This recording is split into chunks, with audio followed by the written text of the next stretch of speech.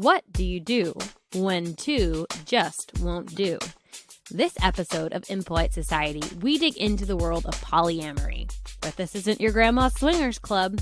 Polyamory centers around the idea of engaging in meaningful, romantic, and physical relationships with multiple partners, turning the very core of our monogamous world upside down. Are polyamorists showing us an enlightened, codependency-free lifestyle?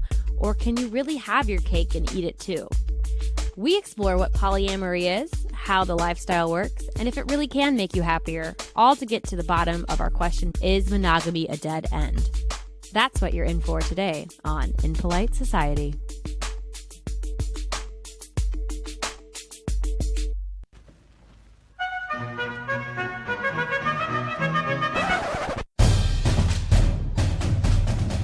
You're listening to Impolite Society with Laura and Rachel. And that is the drums playing us in. Or is that the knocking of boots? Many, many boots. So it's a typical Thursday night. Damn straight, because today we've got a sexy question for you here on Impolite Society. We are the podcast that tackles the taboo that you cannot discuss in polite society. And I'm Laura. And I am Rachel. I don't know if I want to keep that. I like it. Because we know you guys, you like the sexy stuff. You like them sexy episodes. Yeah, you fucking filthy animals. Jesus Christ. We're all degenerates here. It's okay. We're not judging you too much, but we see what you like to listen to, and we know it's sex dolls. Yeah. But today we do have a sexy, sexy question. But before I get into that, I did want to say, you guys might have noticed in our last episode, we did have a slight format change. We're switching things up a little bit. You might have noticed we're doing more weaving of the musings rather than keeping it all at the end. Just like we weave our tricksy women webs. Which is exactly what we're doing. And we're going to continue that feel. So let us know if you guys like it. We're going to sprinkle the sex facts throughout the episode, so you have to listen to us muse to get all your sex facts. I'm sorry. We've got another indie inquiry for you guys today, and this is where we take rude questions from our friends out in the indie podcast scene. And today's question, it comes from one of our best indie podcast friends. She is such a solid person, such a solid supporter. She is the queen of drunken debauchery, or at least the stories of it. She is the host of Wild Nights with Rocky Powell, and she is Rocky Powell, and our favorite gal pal indie podcaster. And she has a great question for us here today. Hello, ladies. Rocky here from Wild Nights with Rocky Powell.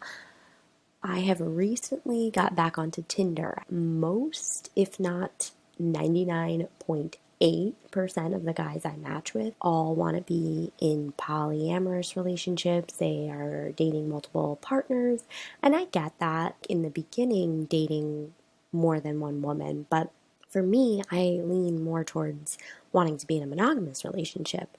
Just does not seem like that is the norm in 2021. What is the scoop with modern day polyamory in American culture? Because I just want to be hip to it. Do I need to evolve? Should I be leaning more towards this? Or do you think I can hold out hope for a monogamous relationship? Or is it just impossible? I don't know. What are your thoughts? Give them to me. I don't care how impolite they are. God bless you, Rocky. Dating is hard enough to navigate. And why we gotta make it even harder with this kind of shit, with these kind of curveballs? And that leads us to our rude question of the day.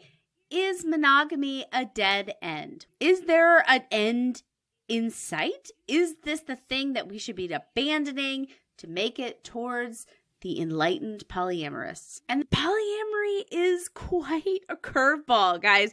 Or maybe it's a ball of string, because this is a hard thing to unravel. Or is it our most natural state of being? I guess we will find out. Yeah. And honestly, it took a lot to decide exactly what this was. I didn't really know what it was until I did all the research. And to be honest, I'm still not 100% sure about what it is and what it isn't. So what the hell is polyamory? What is the deal with polyamory? I'm sorry, I just started watching Seinfeld for the first time. You just started watching it? Oh, I wish I could watch it for the first time. Well, just like Jerry, this shit is 90s, okay? The term polyamory is new. It is 90s new. This blew my mind. If I was to guess what decade polyamory came from, I would say like the 60s, like free love and that movement, as opposed to Bill Clinton's 90s. So the term polyamorous was first used in print in 1990. Totally insane. Not when I would have guessed it. And I think it's because I thought it was part of polygamy, which is an ancient practice of people having multiple spouses, men having multiple wives. And it blew my mind to find that this was just not so. The words polyamory, polyamorous, and polyamorist were added to the Oxford English Dictionary in 2006. My theory behind that is love and sexual interest was not necessarily tied to marriage until very recently. Those were two separate things. So when you have your polygamist, I don't think that was necessarily always a consenting and romantic relationship between that guy and all of his wives. So it was added to the dictionary in 2006. What is the official definition? What did the actually folks at the Merriam-Webster Company, what did they decide that polyamory meant? It is defined as, quote, the practice, state, or ability of having more than one sexual loving relationship at the same time with the full knowledge and consent of all partners involved. So the key word here is consent. Polyamory is a form of consensual non-monogamy. You're going to hear that term a lot, so get familiar with it. Consensual non-monogamy. And this can take a ton of different forms. It's polyamory, open relationships, swinging, and I'm sure there are a ton more of terms that I don't know about. The thing is, these things are difficult to define, and I'm going to get back to that. But so what all these forms of consensual non-monogamy have in common is that they're considered ethical forms of non-monogamy. So no one is being cheated on or lied to. Everything has been agreed upon beforehand. It's very consensual. Everyone is on the same page. So you would talk about whether to add somebody to your relationship, or everything's happening within the bounds of the agreement, which is where that consensual piece comes in. Precisely. And the difference here between polyamory and an open or swinging relationship is in most of those open or swinging relationships, there's a primary partnership that's at the center of everything.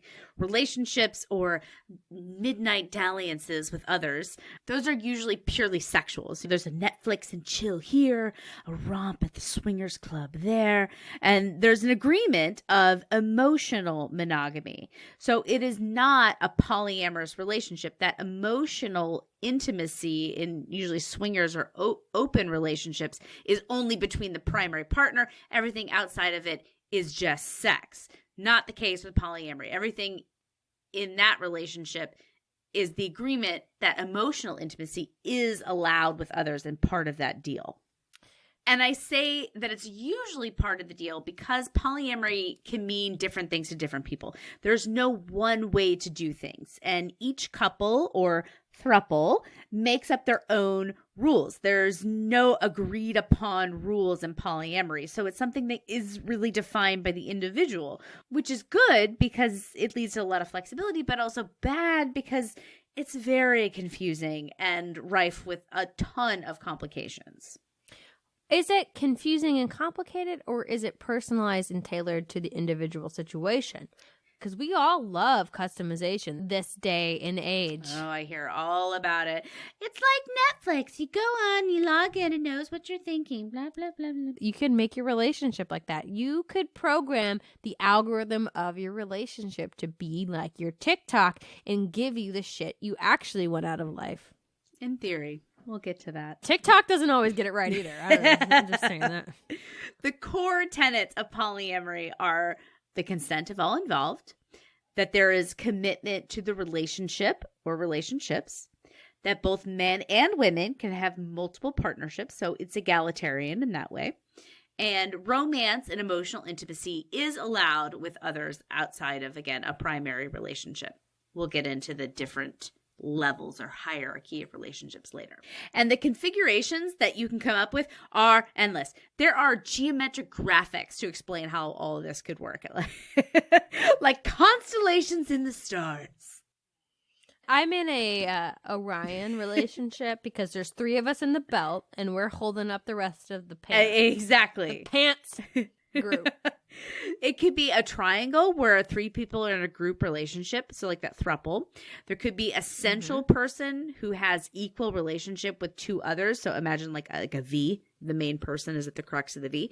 Or a couple that has their own side relationships, so more like that Orion's belt, like a linear line. Or a polyfamily where one big happy family all hangs out together. And for the record, I would prefer any other term here other than family. Why do they not count as a family if they're in a committed relationship with each other? Again, it just brings to mind incestuous. If you've got like a huge group of 6 people, it's, oh, okay, everyone's fucking everyone, and you call yourself a family. So it's like mom, dad, uncle, brother, sister. Well, I don't think they throw that in there, but you fuck your husband and he's your family. I don't think of him as family. I think of like, this is like my family, but I don't think of, oh yes, here is a member of my family, my husband. I definitely consider my husband to be a member of my family. He is like my primary family member. Yeah, I will admit I am coming to the table with a lot of ick factor. I'm trying to work past it in a lot of these. I'm trying. Because the world is a cruel and dark place. And if you find your family, whether it's who you were born into or who you want to have sex with, if that's your family, if that's the people you trust and care about the most, more power to you. Everyone needs a place to belong. I don't disagree with that. When I think of the word family and sex in the same sentence. How do you make a family? You have sex. That literally creates family. You know what it is when I think of like family, I think of like my family. So my mother, my father, my brothers, my uncles and aunts and cousins. I think of a family around a turkey dinner at Thanksgiving. And then when you think of family that also has sex with each other, I'm like imagining my family boning down on each other. And the immediate reaction is, ah! is of horror. So that's exactly where it comes from. But some families go annually to Disney World, but my family doesn't do that. That's the perspective I took. If they want to get together and they want to call themselves a family, I hear that sex bonds people, honestly. So maybe they are very bonded to each other. So you're saying that at my family Thanksgiving, we should bow down on each other? Is that what you're saying? I'm saying the only thing you should bone down on is a turkey. No. God, I'm ready for Thanksgiving. It's really hard to say how common this is. So some studies say that polyamory is up to 20% of the population. Other people say 4 to 5%. No one really knows because there is a big stigma that's attached to it.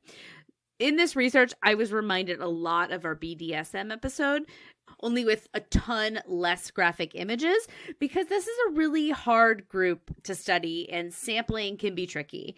And so we're going to get back to that later in some of the research. Now that we know what polyamory is and what it isn't, is there something about our modern society that's making monogamy less popular than ever before? So here's my thinking, and it ties back to our good friend, evolutionary biology, right?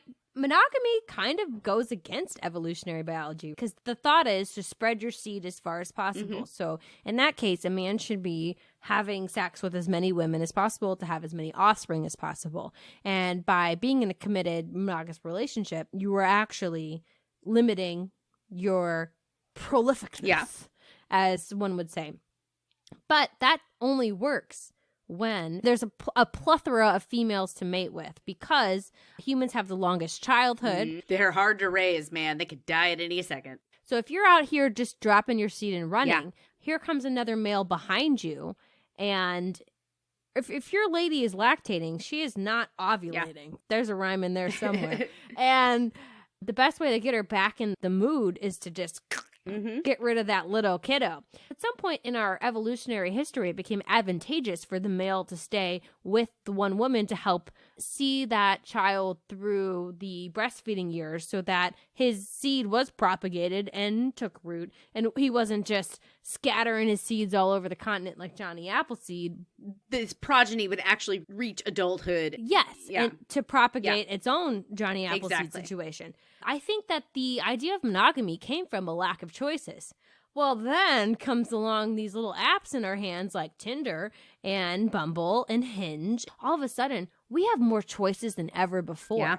So it is no surprise to me that monogamy has become less popular in this day and age, because as soon as you meet somebody and you have a connection with them, you can go out there and find like 80 more people you want to bone instantly and connect with a few of them. So the choice here is really what has led us away from monogamy. I would argue that monogamy for a period of time is the most natural state of the human being because of evolutionary biology. So I'm not talking 30, 40, 70-year monogamy. I'm talking there is a period of time where you meet, you have that amazing connection.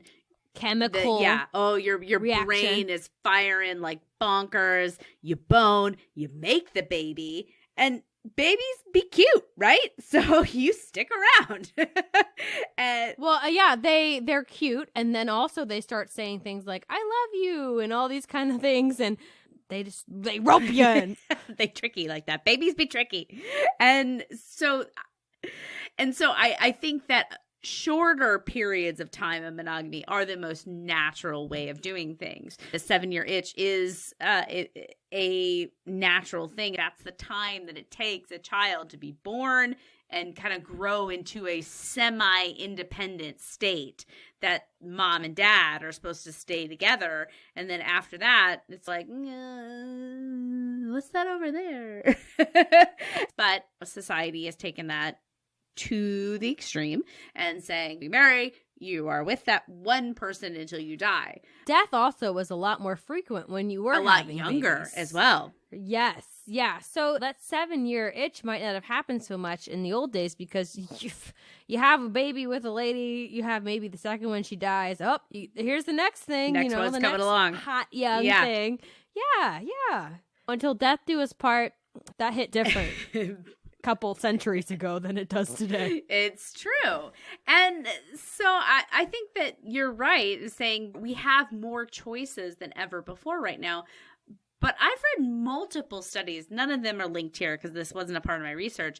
But that choice, when you're given like a limited amount of choices, it increases your satisfaction. When you're given like this infinite amount of choices, it decreases your satisfaction. So when you have 12 different options to choose from, you choose the one and you're like, oh God, did I choose right? And you're in. What about those 11 other choices? Exactly. But where if you have 2 or 3 choices, you're like, no, I'm confident in my rational ability. I'm happy with my one thing.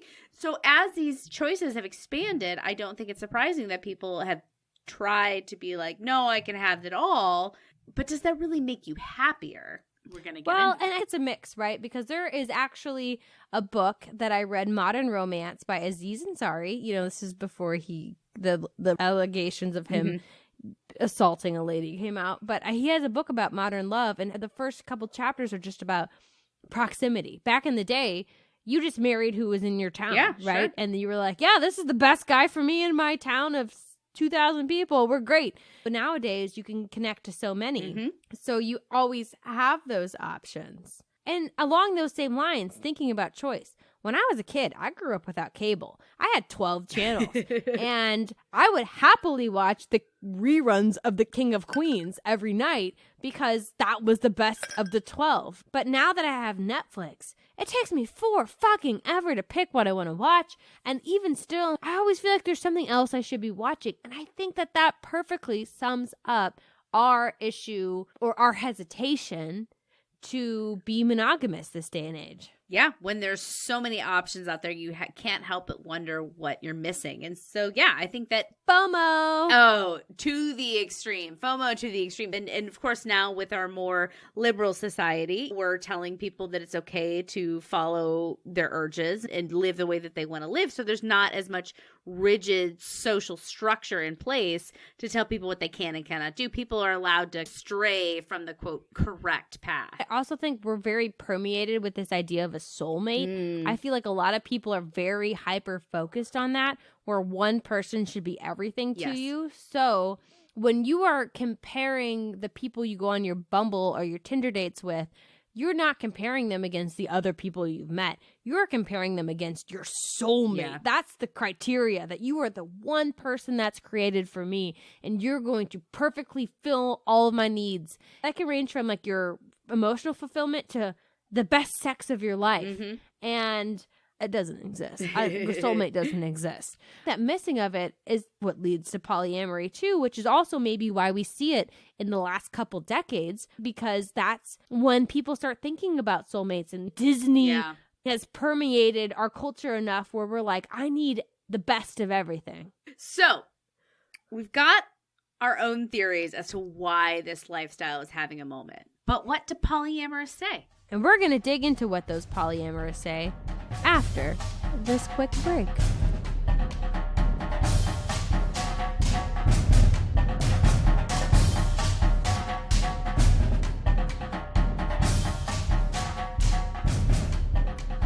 There is not one reason or one definitive list. There was no research that said we interviewed 500 polyamorists and these are the things that they said were the reason. There's nothing like that. So I had to do some digging, right? So some opinion articles and things like that to find some of the reasons that people said. So here are a few from the polyamorous mouth. They want more. So they love their partner, but they feel limited with only one person. They want the world and they're going to take it. Good for them. Also, people feel like they're just naturally capable of loving more than one person at the same time. Love cannot be divided. Some people are just curious. Can I make this work? Can I have the best of both worlds? They want to dabble in it and see how that goes. I mean, that goes back to Seinfeld and the question, like, can we have this and that? That's the Hannah Montana argument. It's the best of both worlds. I know nothing about Hannah Montana. Some people have just had terrible experiences with monogamy and they want to try something else, which I get. If something burns you, you want to try something else. I get that. Another one, this is my favorite. Circumstances made it an option. As in, one partner wanted to do it, so the other person tried it. So there are a lot of things to take into consideration before we can kick off into these kinds of relationship. You know, it's not meant for everybody. So who are you? Because polyamorous people, they have a few things in common. They're a pretty homogenous group. So they are white, college educated, and they have better than average paying jobs. And depending on what study you ask, people of color account from 0 to 4% of the poly community, which means... this is our old friend here. White people shit. It does have a varying degree of some white people shit. And I've heard that also the highly educated piece comes into it a lot as well. Because 40% of people who identify as poly have a master's degree compared to our overall societal level percentage of 8. Yeah. If I had to guess what they had master's degrees in, I would say probably like softer sciences. I don't think these are engineers. So I think it's a specific kind of person. I will also say the causation correlation thing on the affluent piece of it, because it's like if you're working multiple jobs to make ends meet, you don't got time for more relationships. These are people who can outsource. They can have their groceries delivered. They can have their houses cleaned. They can make time for their octo orgies or whatever because they can afford to. Well, and if we're going to go with the theory that if you're in that privileged position, then you also come from privilege, you can also say what kind of lives that they've had that have led to this kind of need, right? If I'm picking up what you're putting down, it's tying into the needs being met and the different kinds of needs being met. That they come from a privileged background. So they have always had their needs met. So they're used to having everything that they need and everything that they want. Yes. So they're not used to compromising. Yes. And if you're going to take part in this, you're probably going to be a dude. So, Rocky, the research backs you up on this when you're going back to your dating app and looking on these things. Women are significantly less likely to engage in this behavior than men. And the greatest portion of people who are open to it were sexual minorities. And that tracks, again, with our BDSM research in that episode. People who have non-traditional sexual behavior, this kind of thing is more popular with them, and that makes sense. They're individuals who've already said, these are your norms, this ain't my thing, I'm doing my own thing. So it's more popular amongst gay, lesbian, and bisexual individuals. If we're looking at it from a traditionally like monogamous standpoint of a heterosexual couple, if there's more men who are involved in it, then from that lens, there would need to be women who are participating as well. But if you add on the fact that they're more inclined to be homosexual men, well, that kind of puts a different spin on it, right? Because as we talked about in the BDSM, that men are hyper-sexualized. So that gay men are having more sex, more sexual partners compared to heterosexual relationships. So could it be that percentage of men that elevates it is from the homosexual community just because they are more sexualized? Not that they're preying on women, but they're just, that's the culture that they're in. That makes sense to me. There's a subset of heterosexual male and females that participate in this. And then there's additional subset of homosexual males that participate, which then brings the percentage up of men. Okay, so if you're someone who also cares a lot about what people think of you, polyamory is probably not for you. So this is a huge stigma.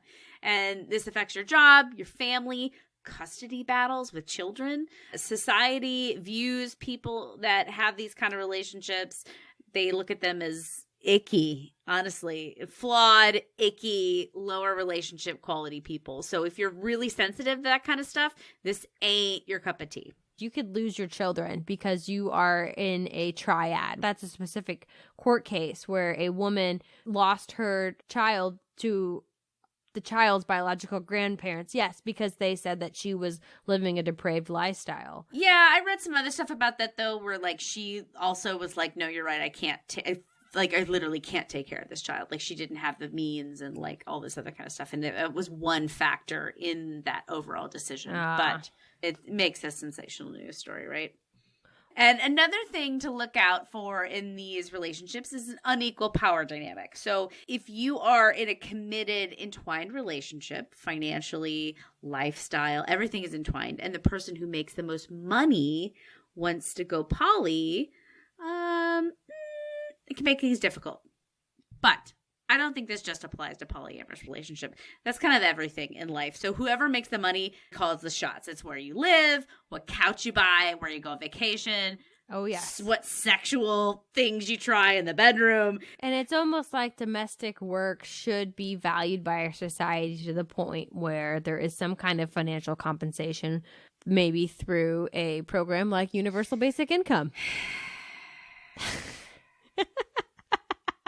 I always like to sneak it in whenever I was like, of all the episodes, I didn't think that this would come in, but here we are again, UBI. If we're going to say that if you're financially dependent on someone, you're more likely to engage in a polyamorous relationship, I'm just saying that if we can give people options, they're not going to be forced into doing anything they don't want.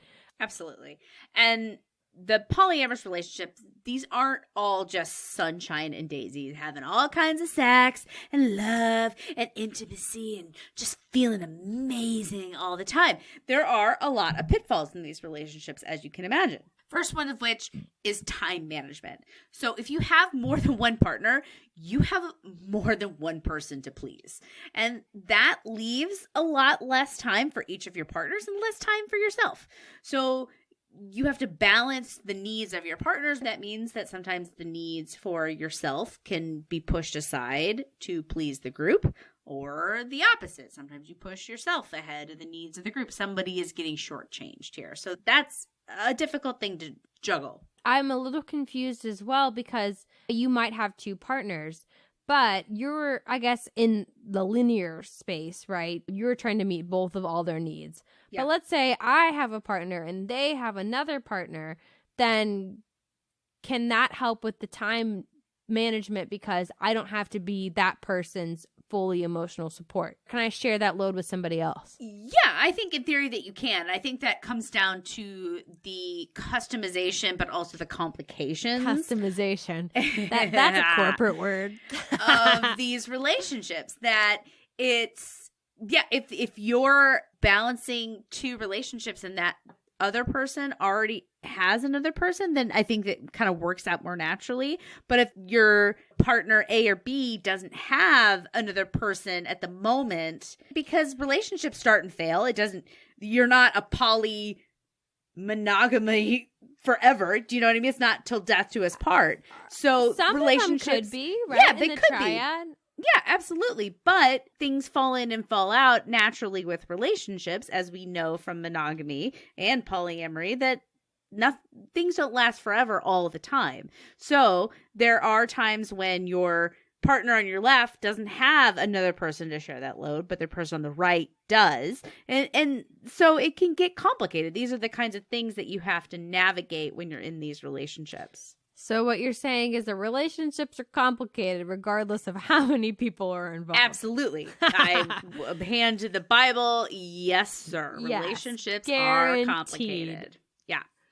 Another thing also related to any relationship you've ever had is communication. It's important. And if you aren't an extrovert or articulate person, you might find yourself getting the short end of the stick. And this, again, is true in any relationship, but I think it's amplified when you're also trying to vie for time with other individuals. So this is something that they said that you should look out for. And as we mentioned, complexity. There are not rule books for this. So this is something that you kind of make up as you go. What works with one couple doesn't work with another couple. What works in your throuple doesn't work for your side people. Everyone has different needs. So you have to figure out what's allowed and what's not. This can be difficult. It can be a trial and error process. So people get hurt and they get disappointed. Hopefully they communicate about it. It doesn't happen again. But as we know in relationships, sometimes that doesn't happen. There's a lot to figure out here. So those pieces all fit together, right? Yeah. The time management and the communication fit into the complexity. Yeah. Because you're trying to have these different meaningful relationships with different people. And one relationship like that takes a lot of work. Multiply it across the board. Precisely. And there's also jealousy. Polyamorous people are human beings and they do get jealous. This is something that was mentioned in multiple articles that I listed. And it's important to talk through these feelings with your partner or your partners. But again, we're human. We're sticky. Things don't always get talked about. And jealousy is a natural human thing in any relationship. And it's something that, again, might be amplified in a polyamorous relationship. And I've heard in my research, I saw that this was a common thing that came up, right? Jealousy. And if I see my partner kissing somebody else and I get jealous, I've heard that in the community, they're told to ask themselves, like, why? Why do I feel jealous that my partner is kissing somebody in front of me? Like, what does that take away from me? And there's a word in the community called compersion. Oh, I saw that word in Reddit. And I was like, is that a typo? Is that supposed to be compassion? Yeah. Compersion, which is where you're happy or experiencing joy for seeing somebody you love feeling happiness or love for somebody else, right? Mm-hmm. So that's a combat to the jealousy piece of it, because is there a finite amount of love? I don't know. Is there? Can one person only produce so much love? So like then the community's answer to that is to feel joy for seeing somebody you care about have that romantic feeling for somebody else. That's definitely one way to look at it. And another thing to think about in these relationships is a hierarchy. So this isn't the case across the board because, as we've established, everything is very customizable. There are people in poly relationships that rank their relationships. So there's some that are their primary, their secondary, their tertiary. And wow, does that seem like it could be difficult? I don't know about you, but I don't want to be anyone's secondary, especially, or tertiary, especially if I don't have my own primary. That makes sense if you're looking at it as you need to be paired off, but there's probably some people who are fine not taking the commitment level of being someone's primary. Like, oh, I'm your tertiary. I only have to see you a couple times a month and then I can go do my own thing. Some people might find comfort in that. I am competitive. I like being number one. So I'm with you where like I would not like being a secondary or tertiary. But not everybody wants to be in that monogamous relationship. Yeah. Maybe they're happy at that level. Here's a situation that I heard about in my research where it was a married woman who then was in a primary situation with her husband. She then engaged in a secondary situation with an ex-lover of hers who was also married. And they were secondaries together because they both shared a specific hobby. So they would go out and do that specific hobby together on dates. That sounds like it makes perfect sense. It's all these weird shapes, right? Because you might be in one shape doesn't mean you're not connected to another shape. Exactly. And all these other pieces. A lot of trigonometry involved here. Too much for me. I studied communication. Well, that's what I'm saying. So, that's great. You have two people who have primary relationships and then they have a secondary relationship together. That seems very harmonious. But if you are a primary who has a secondary, that secondary isn't connected to another shape and doesn't have another primary. That's where the communication comes in. I would almost say that you and I are secondary in the fact that we both enjoy this podcasting. It's almost just like finding somebody you have a hobby with. Are you propositioning me? Name the time, name the place. Rachel and Laura, secondaries forever. And the Union of Impolite Society. It might actually take more time than my marriage, to be honest. Sometimes. It certainly feels that way sometimes. And then recruitment. This is another challenge. How do people often adopt this lifestyle?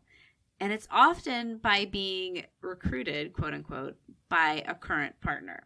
Well, that definitely sounds creepy when you put it like recruitment and recruiting. And this is what Rocky's experiencing, no doubt, on her dating apps. Exactly. And I'm trying to be empirical here. I was trying in my research. I actually did one whole draft and then I was like, this does not represent my feelings in the slightest. And so then I had to go back and I added some different things because I didn't feel right just being like, I don't know, not commenting on. This is a podcast, right? I'm telling you how I feel. But this recruitment issue, this is a huge issue. People aren't dragged into this lifestyle, but it's not exactly their idea. They didn't come to the table with it. It's usually a partner, which is usually a man who is mostly into this, that brings it up. And the partner is kind of cajoled into it over time. So you're in a committed relationship. You're tied with this individual. And if your partner says that they want to explore this, and in a spirit of being a good partner, you try to give it a go. It's, wow. Just the amount of unhealthy mental processes that have to be going on right now really rock me.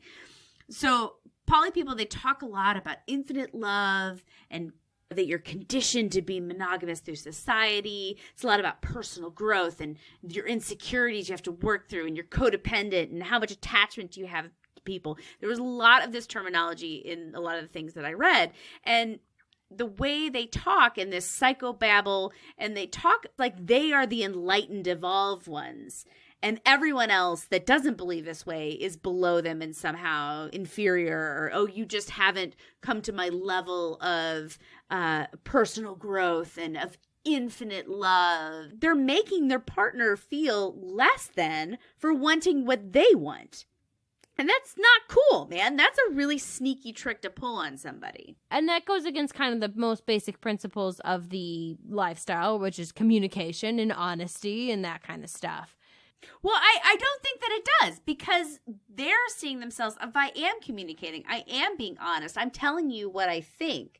And fine, you can think that all you want, but these partners are telling their significant others, this is what I feel, and this is why it's so much better, and I'm so enlightened. And if you're stuck in this idea of monogamy, then you're just less than. Well, no, I'm just saying that if that's not for you, then, and you're not communicating that, is that any different than a lot of other relationships where people aren't really communicating their needs and what they want? Because I feel like that happens a lot. Oh, it absolutely happens a lot. So this other thing that we talked about, you said the people feeling a lot of pride in it. Is that any different than people who do CrossFit, right? People who yeah, and I sacrifice. fucking hate everyone who does CrossFit. I'm sorry, guys. You're so annoying.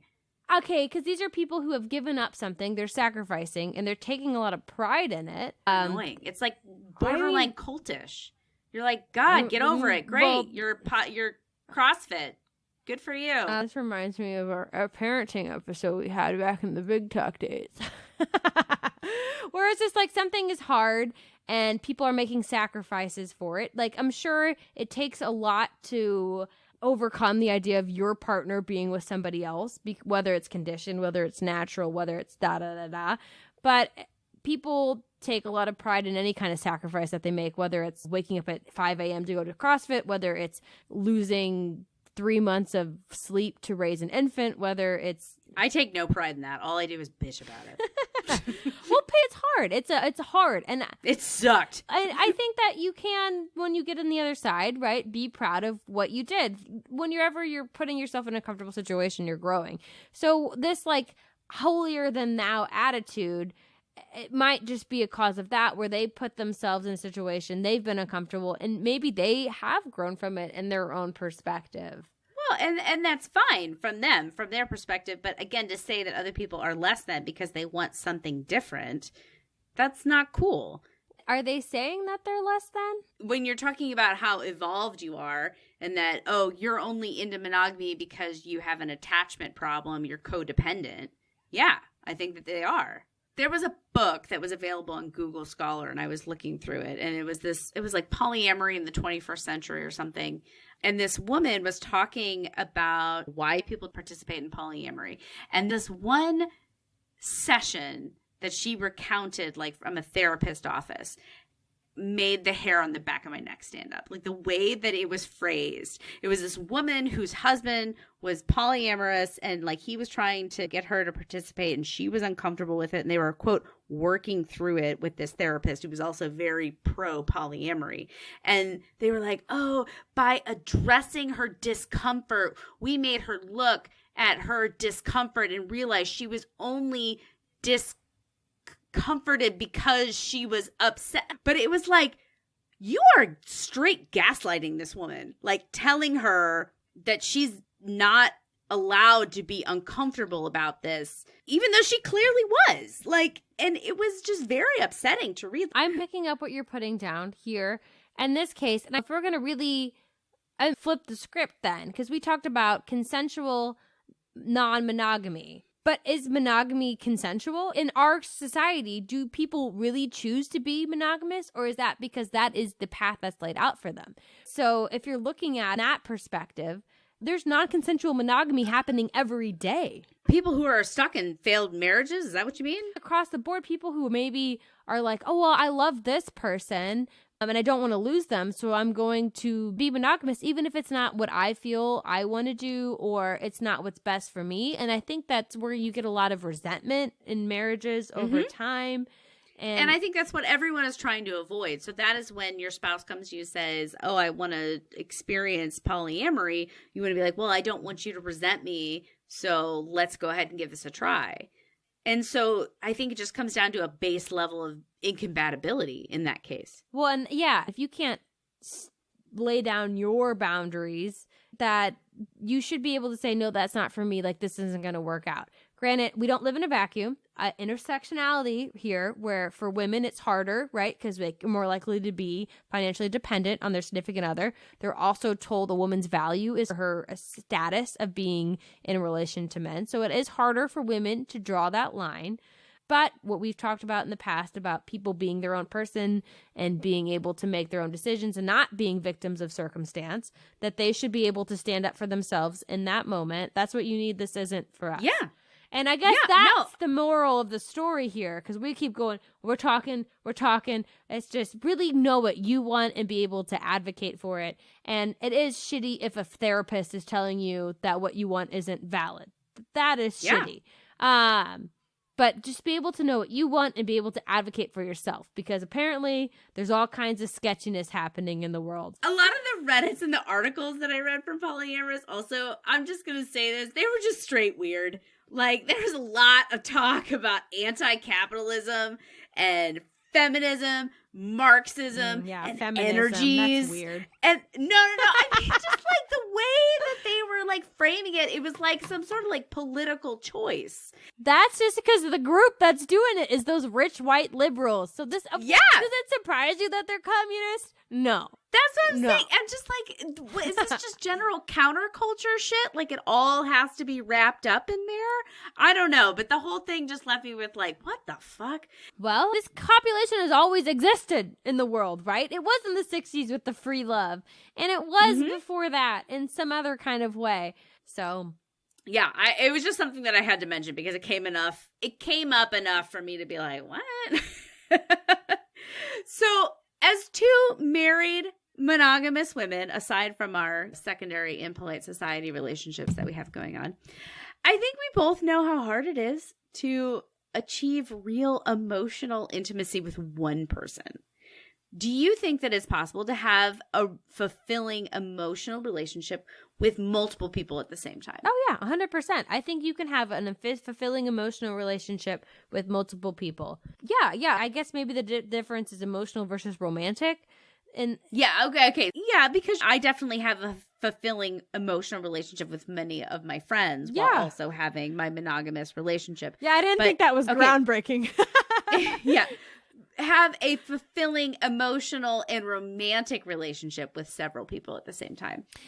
I honestly think you can love multiple people at one time just because humanity is complex, right? You could love multiple people in a family way. You can love multiple people in a platonic way. So what's to stop you from loving more than one person romantically? I think that it is possible, but I don't think it's possible in the sense of like when you're 17 and you're having your first love. That's impossible because you love so deeply there. And I think that's why it's tied to those older demographics. I shouldn't even say older. 40 is the new 30. You know, it's tied to those people who are a little bit more grounded in who they are and grounded in what they want out of life. I think about that this was a term, new relationship energy, NRE, that was in some of the articles and Reddits that I read. So new relationship energy, where it is exactly what you're talking about. And I think that happens even if you are in your 40s and 50s. Oh, definitely. Like when you meet that new person, yeah, it is that all consuming, like I want nothing to do with anybody else. I only want to talk and hang out and be with you. Like, how do you have that while at the same time maintaining that baseline relationship? I mean, I just think about how full my day is and that I have a hard enough time trying to connect with the husband that I live with. I'm tired, right? And I'm like, do I want to recount my day to you and tell you all the things that happened to me and so you can understand where I'm coming from and how I was? And I don't always succeed in doing that. I can't imagine trying to do that with one person all the time and a second person all the time. And this is what I think about it. You know, this is somebody who's been in a relationship for, 20 years with the same person, almost 20 years. That's hard enough to do. I can't imagine trying to do that with two people at the same time. Well, I think it would be different, right? Because you would not be with the second person. I imagine that in some situations, it's the primaries and then the secondaries kind of rotate through. It wouldn't be work because you would be excited, right? Remember when you and Austin first met? Yeah, excited to talk about that with that new relationship person, right? You would be excited to tell them. What about your primary person?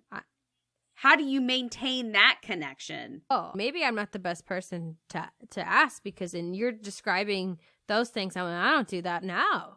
I don't come home and rehash my day with Dan. Well, and I don't think that I don't do it all the time either, but I acknowledge the fact that that is the kind of thing that keeps our relationship emotionally close. Because going through the motions of everyday life of like, okay, we get up, we both go to work, and I gotta take the kid to the daycare, and then you gotta pick him up and do the thing. Like when your relationship devolves to just that, and that's when relationships get into trouble because you're going through all this personal growth every single day, minute though it might be, you're going through this growth, and when you're not sharing it with the person in your life, that leads to distance. even though you're physically close. So trying to maintain that relationship is hard enough. And then you add another person, there's just chasms. And yeah, I think you're, like we talked about with that like chemical reaction, your brain hijacks you a little bit, so it's easier to make time for that new person. And there's like this quote I read back in the day when I was young and passionate about life. And it was something along the lines of, I'd rather live heartbreak to heartbreak than the long drawn out. And so I think there is definitely something to having those highs and lows. And maybe that's kind of the piece that this polyamory is speaking to, is that you have your stability, you have your rock, but then you also pursue that chemical high in other people. So it's maybe even less about the relationship with other people, but just a new form of like drug use, right? Of hijacking your brain to make life more pleasurable, because we are living for a century. I think you've nailed on something important. So one of the things that I read, it was an article from this woman who discovered she was bisexual or a lesbian kind of early in her life. And so she experimented and she did a lot of different things. She had polyamorous relationships in her life and then eventually made her way back to monogamy. And one of the things that she said was an eye-opener. She was talking to one of her friends and she was going through all these standard arguments. Monogamy is not natural and relationships fail, marriages fail. And then she said, no one person is going to meet all your needs. And her friend said, Psh, you really think you're always going to get your needs met? And she was like, oh shit. Like that was the thing that clicked with her, is that you're not going to get all of your needs met ever, no matter how many people you collect or have relationships with or secondary, tertiary, or families with. No matter how many connections you make, you are never going to get all of your needs met. So trying to chase that perfect harmony is a waste of time. This is what she came to, was that there is no perfect life. I'm always going to be struggling. I'm always going to have needs that aren't going to be met. Why not simplify my life and just make my life with one person and accept there are going to be boxes that aren't checked in my life? And I was like, preach, sister. Those are all decisions that we're making every day, right? Those are things that we are deciding, and those are the boxes that we are leaving unchecked. So if somebody reprioritizes their boxes where they want to check more in that relationship category and less in, I don't know, the podcasting category or the gym category, right? I've felt this a lot lately in my day-to-day life where I'm like, oh, suddenly what I eat and how many miles I run a week has become a lot less important. And so that box has been going unchecked. And if somebody wants to prioritize those different boxes, and that means being in a consensual polyamorous relationship, more power to you. Because they're still, by choosing to do that, they're unchecking other things. Like they're not probably getting enough sleep. If I was just going to guess. Or time to themselves. So it's just about priorities. And if that's what's important to you, I don't think it needs to be vilified. I think that is a great point. And we are going to see what checks that box of happiness more. Is it monogamy or polygamy? After this break.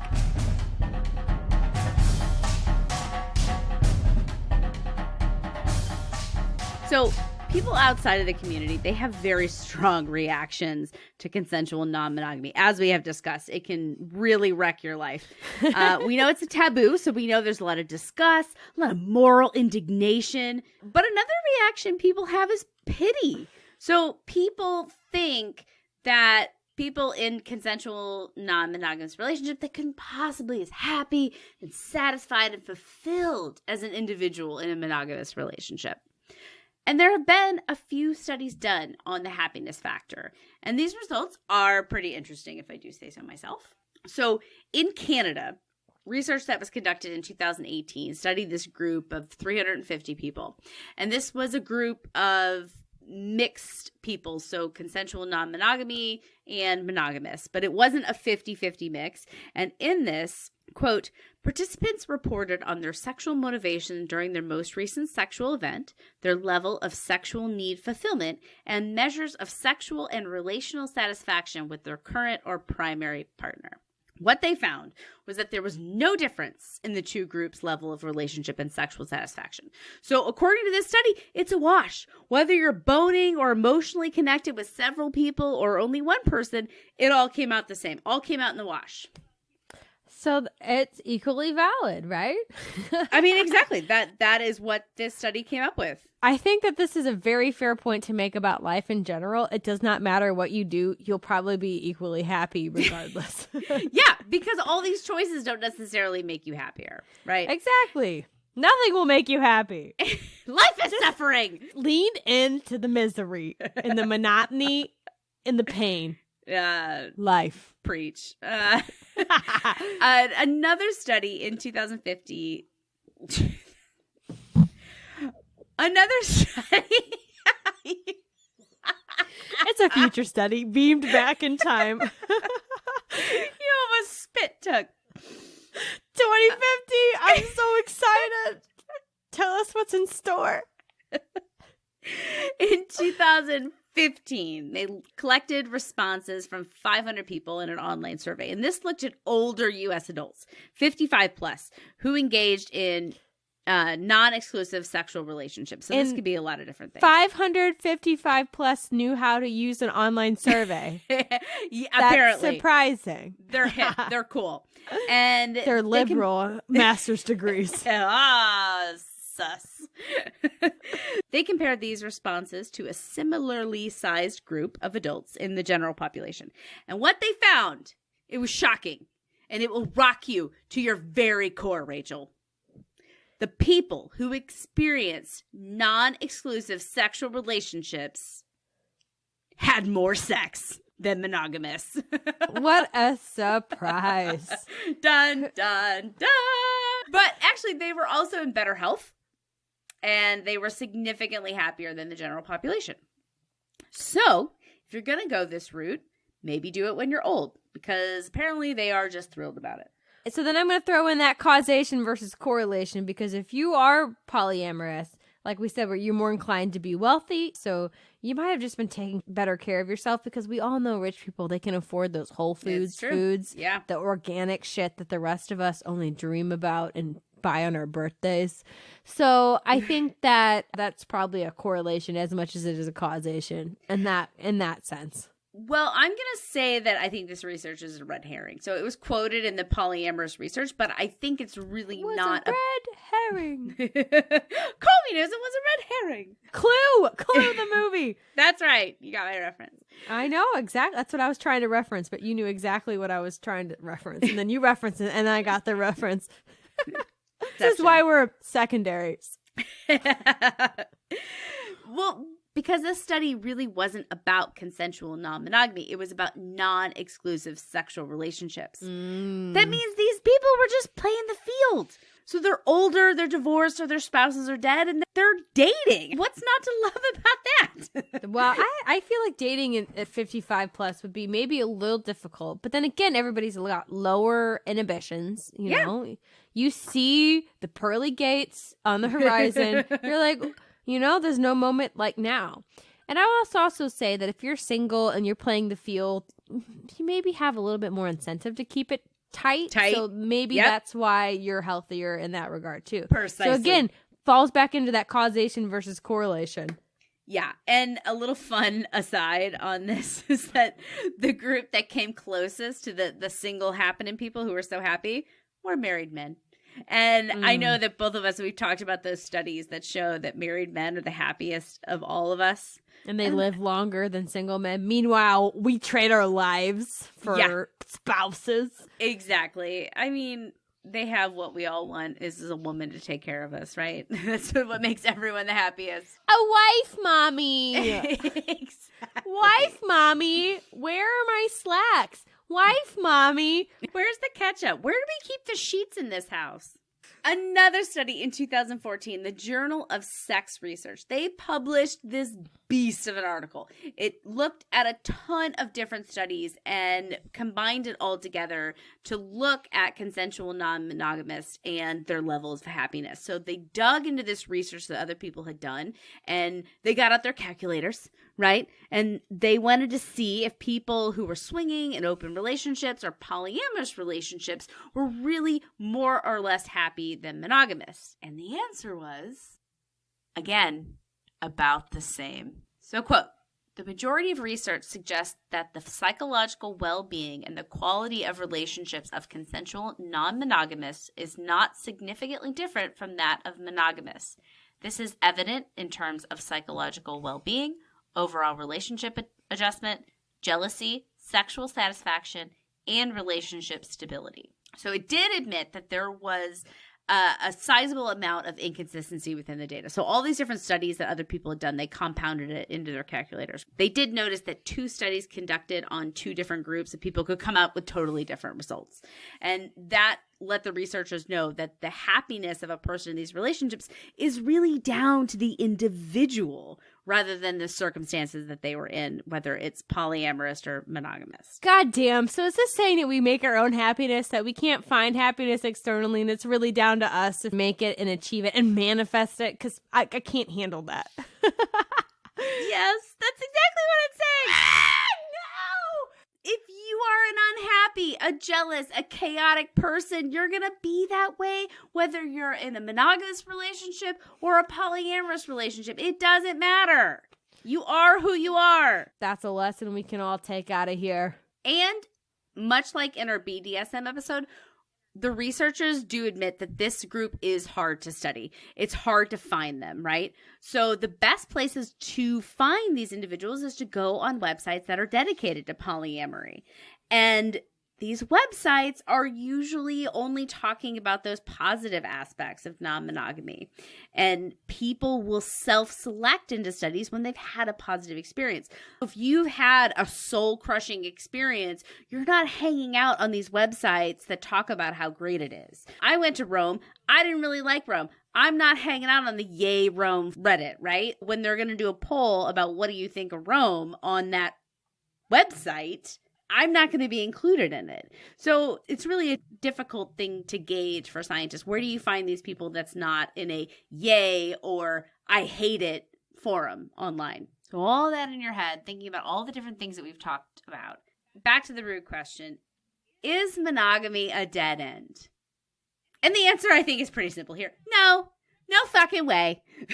I mean, it's not going to go away anytime soon. But if we've learned anything from the studies, you're going to be equally happy no matter what you do. So just do what you want to do and not what somebody else wants you to do. Relationships are super complicated, and it sounds like polyamory can work for some people, but not others. And it doesn't make you any happier than somebody in a monogamous relationship. If it's not your thing, don't do it. Don't feel pressured. Everyone should be able to say what they need and have people listen. So if you want a poly relationship, great. You need to find someone who feels that way. And anything other than an enthusiastic yes from your committed partner, that's a no. That was something that I saw in the threads, and I was like, okay, you know what I'm talking about. Yeah, don't do the bait and switch. You break up with them because... Exactly. I mean, that sucks, but you're not going to be happy. Neither one of you is going to be happy in the long run. Exactly. And that's what I was saying. So that sentence that I read, you just replace it all over again with monogamy. So if you want to have a monogamous relationship, great. You need to find someone that feels the same way, because that's just the long and short of it. The bottom line is, in my opinion, you can't convince anyone to love the way that you do. So if you want a polyamorous relationship, you can't convince somebody else to be into it. If you're in a monogamous relationship, somebody wants to be polyamorous, you can't convince them to be into it either. And I think that's what that really boils down to. When you're out there in the dating scene and you're meeting people, just know what you are after and then be able to advocate for yourself, because that's important, whether you're in a polyamorous relationship or whether you're in a monogamous relationship. Laura and I, we don't really feel like we're in a position to give anybody dating advice because we've both been with our significant others for a long time. But I would say that is the one thing that I have taken from my 5 years of marriage is just be very much for yourself. That sounds bad. No, advocate for yourself and advocate for what you want. And if somebody doesn't match it, bye. There is somebody else who will be very appreciative of the situation, whether that's feeling that you need to be monogamous or you need to not be monogamous. Rocky, we've talked. I've listened to your show. I feel like you're a gal who knows what you want out of life and who you are. And I don't think you should compromise that for anybody you meet in the dating scene. This is where we landed, and I feel like it's a very solid space to land. Just know what you're into and know what you're comfortable with and be willing to go to bat for yourself. And I don't think you can argue with that. So that's it for polyamory, guys. That is the research. That is our musings, our thoughts on it. Let us know what you think. Let us know if you secretly dream of kinky monogamous relationships in your spare time. And let's just say, listeners, if you're interested, Laura is not open to polyamory. She is not. I may be a little bit, like, hit us up. And if you want to hit us up to maybe take me and my husband out on a date, you can reach us on Instagram, TikTok, and our Facebook group, The Impolite Society. Or you can just send us a sexy email at rude@impolitesocietypodcast.com. We got a sexy email this week, actually. We did. It was about flashlights. We'll let you know about that one later, guys. We're going to do an episode. Oh, it's definitely going to come up. So thank you, our friend who sent that in.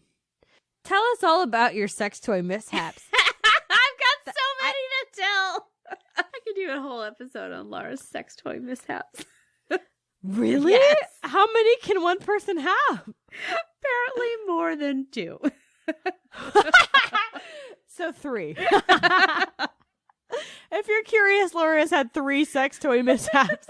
And I think the most important thing to take away from this is you don't always have to agree with the people in your life, right? Because I think Laura and I have very differing stances, and we can still get along. So we that's can still the be each other's story. secondaries, and that's the moral of the story. Yes. Yeah, get out of your echo chambers. Get rid of that algorithm. If you know somebody that would disagree with this podcast, send it to them. Because that is how any podcast grow, guys, is by word of mouth. So send it to your friends that also would love it, but send it to the ones that would hate it too, because we want to, expose ourselves to new and different perspectives. We want to expose ourselves to as many people as possible, and you can make that dream reality. All right, guys, we are out for the night. This has been a lot. Classic podcast signed off. This was too much. Is that the drums or is that the pounding of our brains reaching capacity? I think that is exactly Okay, well, we'll put a cap on this until the next time. Bye. Monogamy.